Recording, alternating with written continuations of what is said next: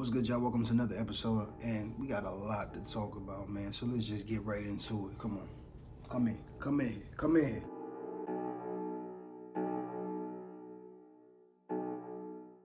So first and foremost, man, I gotta clap it up.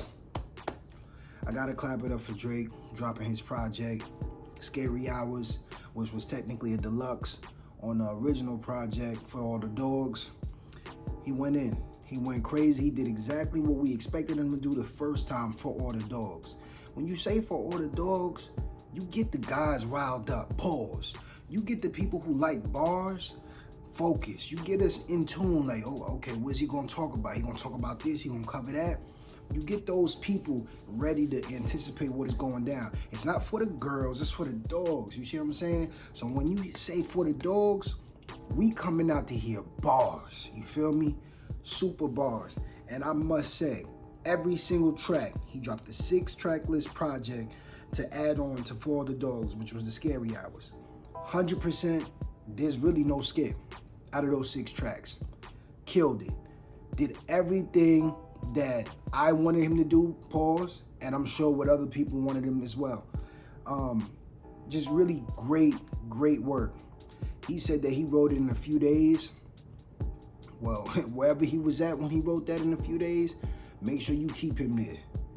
Every time he about to drop an album, bring him right back there again. Because I guarantee Yachty wasn't in there. He even took a shot at Yachty. If you the secret recipe, then I must be the main ingredient. Like, come on, man. Talk your talk. That's how it's supposed to be. Had Cole on there. And I'll be the first to say, I got to admit, I think Cole edged him. I think Cole edged him on that track. And it was a very close one too. And the great thing about it is, it was just super refreshing to hear 2 great lyricists on the same track at the same time, going back and forth, exchanging bars. That don't happen anymore. Like, it really, that's almost like a lost art. You know, that is really different to be happening today. And I'm just glad that it finally happened. It would be lovely if they actually put a whole project together. Will they? Probably not. But if they do, that'd be major. They're going on tour together now. That's going to be cool as well. But yeah, man, every track on there was crazy. Drake, if you seeing this or you ever run across this, because I know you be doing your research on everybody that be talking about you, this is exactly what we wanted from you. We honestly want a whole album like this, but hey, 6 tracks, I cannot be mad at that. I gotta salute you, especially on top of all the other stuff that you dropped too. Although we didn't really fuck with it that heavy, them 6 tracks, 100%, that's what it is. That's you. That's what it is, bro. Like, yo, if you can continue to do that, which I know you can, bro, like, stay there. If you gonna orchestrate and tailor a title around For the Dogs or something along those lines, bro, you gotta come with the bars. Heavy. Now, if it's for certified lover boy type timing, do your thing with the females, do your thing with all that. This was For the Dogs. This Scary Hours was For the Dogs as well. Crazy. I gotta give it to him. So that's how we starting this video, right? Next, this man Partisan Fontaine, I believe his name is. He just bodied Megan Thee Stallion. Bodied her. And it's about time, bro. Like, we always sitting on the sidelines just looking at you like, bro, are you not hearing this? Like, your chick saying she smashed what? Or maybe not her saying it in particular, but the rumors circulating that she smashed what? A Ben Simmons. The baby came out and said he smashed it. You know Tory Lanez was smashing her. Other athletes, quote unquote, was smashing it. He said now her producer or whoever was making her beats was smashing her. Like, bro, freaking Kelsey said she smashed more of her boys that she was dealing with. So it's like, bro, we hearing all of this and we just looking at you like, yo, what's up, bro? Like, is you gonna just act like you don't hear it? Do you like this shit? Like, is that your main chick? Is you doing the same? Like, we had questions, bro. And now with him dropping his track, it was more so what I expected, which was he was in reality like a favorable, quote unquote, simp for her. You see what I'm saying? He really was in love with her, like based on what he put together on this track. You know, he was really in love with her. He was really feeling her. He said he had her lips tatted on his shoulder. Blasphemy. But hey, if you felt that way and you did it, that's on you. But he really broke down a lot of different things in there. Of course, called her a liar, which we all know. He was upset that she took a shot at him on one of her tracks. She only took a line at him, said that he was cheating on her. She walked in with him cheating on her. But I mean, to be honest, could you even be mad at him? He held her down in the lowest of times. He was there when all the rumors and all the talks came out of her doing this and sleeping with these many people. And he stuck around, you feel me? So if that's the only thing that you got him with, I mean, it is what it is. But, yo, he went crazy. And we already know that he's a writer for certain people in the industry. I can see why. Definitely is good at orchestrating his words, putting them together to convey a message. It was smooth. Anybody could read the lyrics and basically get everything that he's saying. You see what I'm saying? And even say it like him. His delivery is not the best. You could tell that he's probably not someone who's just always in the studio recording.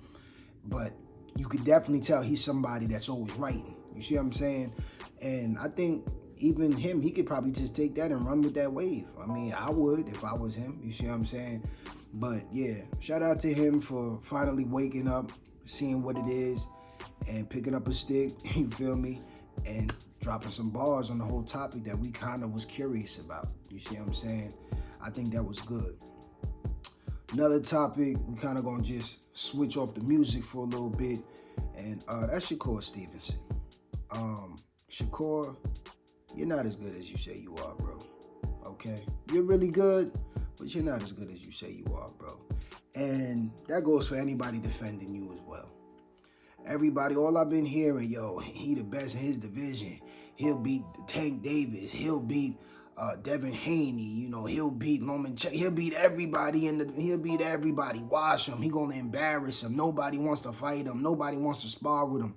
I'm like, bro, if that's the result, which is your last fight, if that's what they was talking about right there, bro, none of them guys is really worried about you, bro.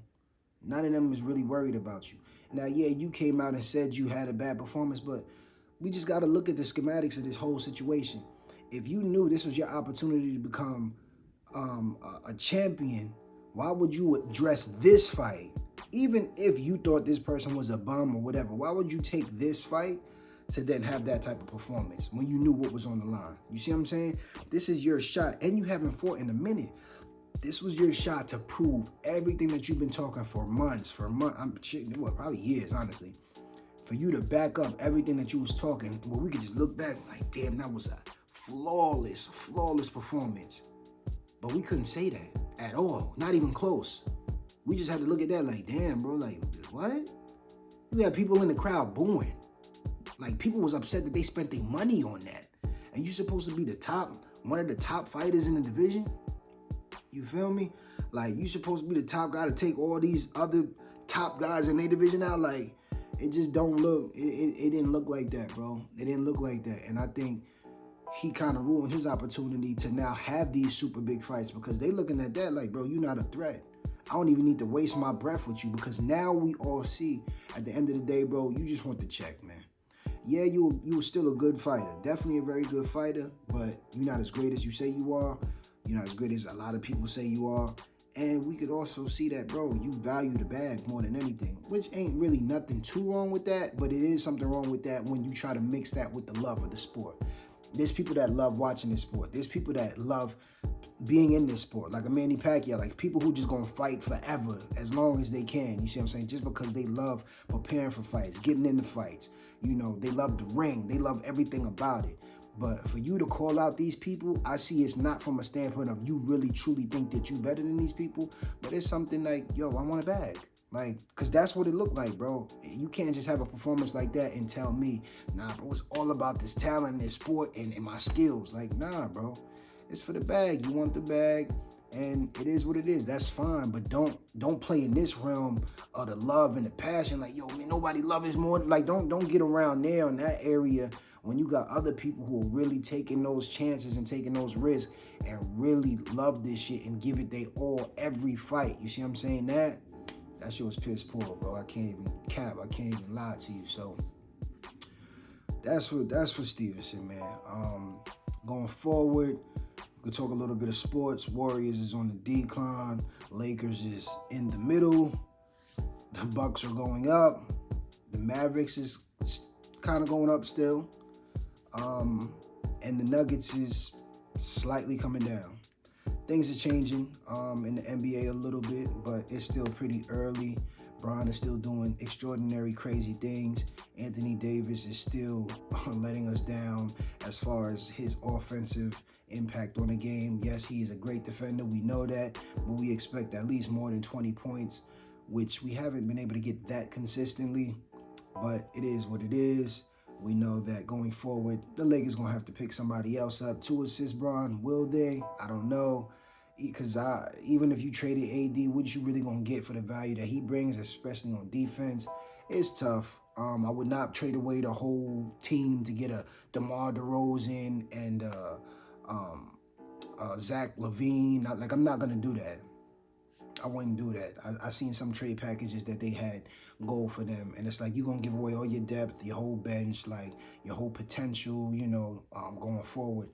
To get those two guys, I don't agree with it. I don't like it. So I don't know what the Lakers going to do going forward to replace what they thought they was going to get from AD, but they're going to have to do something. The Warriors, Draymond Green is slowly fading out. Klay Thompson is finally starting to fade out as well. I think just the game is catching up to him. I truly do think the game is catching up to him.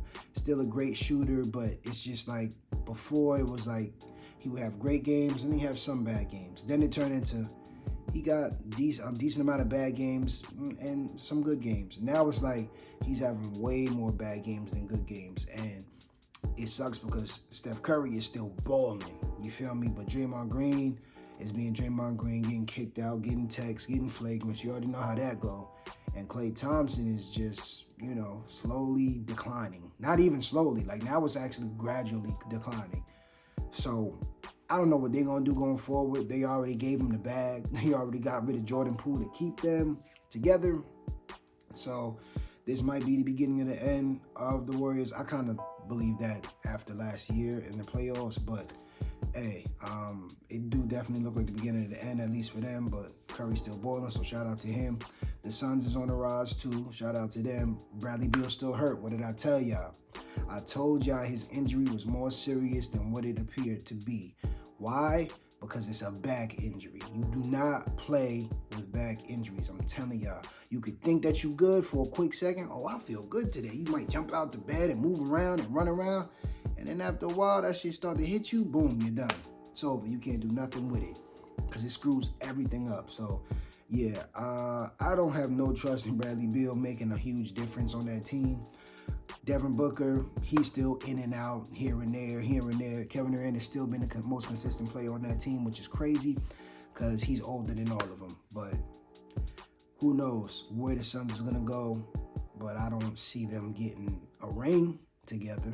And that's why they made that team. They built that team around each other to get a ring, to get those big three players and to get a ring. I can't really see it. Luka and Kyrie, they doing good together. I'm proud to see that them balling. They got a decent team as well. Still things that they're going to have to fix going forward. Do I think they're a championship team yet? No, but they're definitely getting better, learning how to play with each other more. And they got a decent record. I think they're going to still continue to go out. I say they like top 5 seed in the West. I think they'll finish there, but I think they doing their thing. The Bucks, well, before I even go to the West, the Pelicans too. The Pelicans is doing their thing as well. Zion is starting to pick it up. He's starting to look more healthy. He's starting to look better, even though he's still taking rest games too. And I'm just like, damn. So y'all must have really not give a fuck about what Adam Silver told y'all about rest and the amount of games you could miss. It's like, because y'all missing games like this already on rest. And the season is just like, we still super fresh in the season. Yeah, y'all like, yo, let me take a rest here. Bro, you not even 25 yet. You taking a rest? Like, I know you had some injuries in the past, but, like, bro, you not even 25, you taking rest. Like, come on, bro. So, I don't know about that. Spurs, Wembanyama, he's looking decent, but it's not affecting the game and the team in winning. They do have a terrible team. I don't even say terrible team. I just don't think they know how to really play with each other. You see what I'm saying? I think they got decent potential, but I just don't think they know how to play with each other. And I definitely did expect them to have a better record up to this point, but they got one of the worst records in the NBA. It just doesn't really look too good for them. It's just almost like they're banking everything on Wembanyama and just saying screw everything else. And they just don't know how to play together.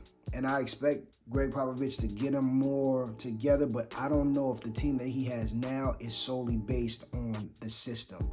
I think it's almost like he has to alter the way that he's coaching for them to really get it. I don't think they're with that system right now. You see what I'm saying? I think that's what's failing. So I think that's going to take some time with them. Will it happen? Who knows? I did say that they could potentially make the playoffs, but I don't know. It's looking shaky. I still think it's possible, but it's looking hella shaky right now. So we go to the East. The Bucks is finally putting it together. They looking good. I definitely think they going to the finals. I think they're going to the finals. I'm still calling that. I'm still standing on that.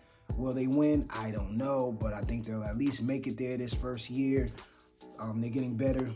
It seems to be with every game, slowly but surely. They doing more things together and seem like they got building some more continuity as they should. But they looking good. I think they'll definitely continue to get better. I see them as a top 3 seed in the East as time goes on. You got the Celtics. Celtics is balling out. They've been looking good. They lost, I think, recently, but like they still on point. They still on point. I think there's somebody that's gonna be top 2 seed. You feel me? Top 2 seed, because they already got a lot of continuity. They just added one bigger piece to the puzzle, which was Porzingis. Will he stay healthy? Who knows? If he does, they got a really good team on their hands. Do I think they're better than the Bucks? Not necessarily, but I could definitely see that going to a Game 7 series and it just be a toss-up. So we're going to see what's good with that. Yeah, everyone else in the East is not really, the 76ers is making noise. I just don't think the 76ers will have everything together when the playoffs come around. They're a good regular season team. Like, let's just be honest. They're a good regular season team. When it comes to the playoffs, I don't know. You feel me? I don't know how that's going to really look. But they doing their thing for now. So we'll see where they go with that. Other than that, y'all, yeah, man, like, it's just, we in a crazy time right now. But I'm appreciating everything. The music is getting better. Busta Rhymes just dropped the album. I ain't even peeped that yet. I'm going to have to go peep that. And basketball, like I said, that's getting better as well.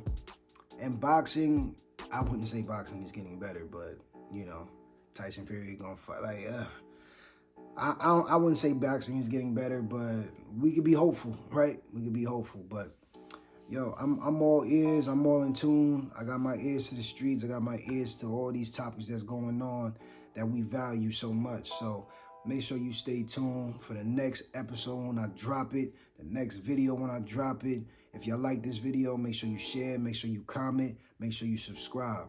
And like that, I'm out of here. Peace.